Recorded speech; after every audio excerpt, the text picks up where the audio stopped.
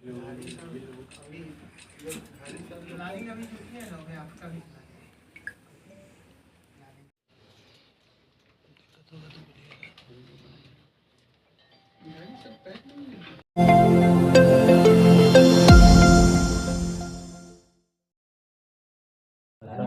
ये अरुण कुमार सिंह जो LIC के एजेंट हैं और भगवानपुर के रहने वाले हैं, थाना फकुली, जिला मुजफ्फरपुर। इन्होंने 23 तारीख को एक सूचना दी थाने में।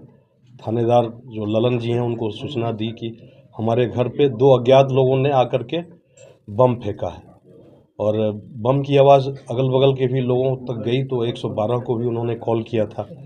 इस बात में बिल्कुल सत्यता थी, तो हमारा थानाध्यक्ष दल बल के साथ वहां पहुंचे। इस बीच वहां पहुंचने के बाद से किसी अज्ञात मोबाइल नंबर से उनके मोबाइल पर फ़ोन आया, और उसमें 15 लाख रुपए की रंगदारी मांगी गई कि अगर रंगदारी, तो ये बम फेंका जाना और उसके करीब 1-1.5 घंटे बाद ये 15 लाख रुपए की रंगदारी मांगा जाना। ये 23/3 के रात्रि की घटना है, 23/3/25 के रात्रि की घटना है।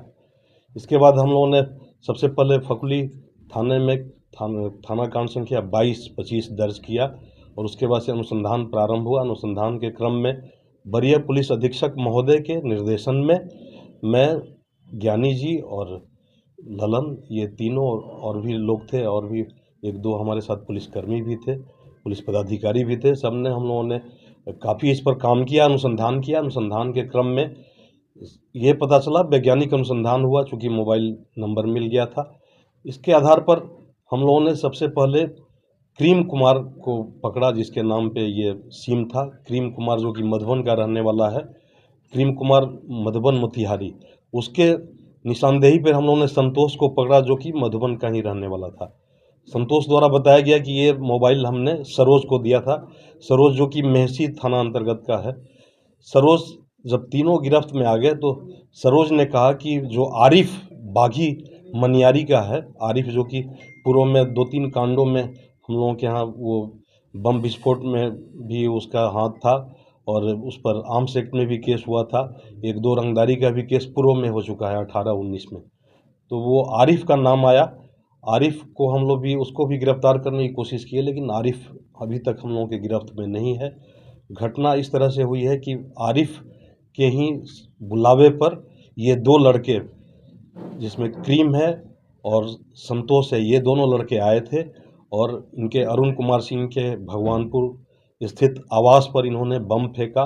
बम फेंकने के बाद से ये मुजफ्फरपुर में ही किसी टाउन से ही कहीं से उनको फ़ोन किया, जिससे 15 लाख रुपये की रंगदारी मांगी गई, और इसके बाद से फिर ये लोग लौट गए थे, मोतिहारी लौट गए थे। और लोकल में आरिफ किसी मोबाइल का यूज़ नहीं कर रहा था, और आरिफ ने सब कुछ षड्यंत्र के तहत बता दिया था कि कैसे कैसे क्या करना है। जब ये पैसा प्राप्त हो जाता तब आरिफ सीन में आता। अभी तक आरिफ, लेकिन जो हम लोग मैनुअली जांच किए हैं, आरिफ इस घटना में 100% है, और वो भगवानपुर स्थित मकान पर भी गया था, मोटरसाइकिल से गया था। मोटरसाइकिल और साइकिल के माध्यम से बार बार वो पहुंचता था, देखता था कि वहाँ की क्या स्थिति है। तो इस तरह से हम लोगों ने 3 को गिरफ्तार कर लिया है। अभी आरिफ का गिरफ्तार किया जाना बाकी है। सर, इसमें क्या असर पड़ा? सर, कुछ दुश्मनी को लेकर, या ऐसे लोग रंगदारी काम नहीं, करते कोई हैं? दुश्मनी नहीं। आरिफ चूंकि पुराना खिलाड़ी था, और LIC एजेंट होने के चलते उसको ये पता था कि LIC एजेंट होने के नाते इनके पास काफ़ी धन संपत्ति है। इनका दुकान भी था, दुकान को भी लेकर के इनके पास ऐसा लग रहा था आरिफ को कि काफ़ी पैसा है। पीड़ित के द्वारा कंप्लेन करने में भी डराया जा रहा था, ऐसा कुछ? नहीं नहीं, पीड़ित द्वारा जैसे ही उनके यहाँ बम विस्फोट हुई थी, तो उन्होंने 112 को भी सूचित किया था, और थानाध्यक्ष को भी सूचित किया था। दैनिक बिहार खबर को YouTube पर सब्सक्राइब करें और बेल आइकॉन दबाना ना भूलें। साथ ही हमारे Facebook पेज को फॉलो जरूर कर लें।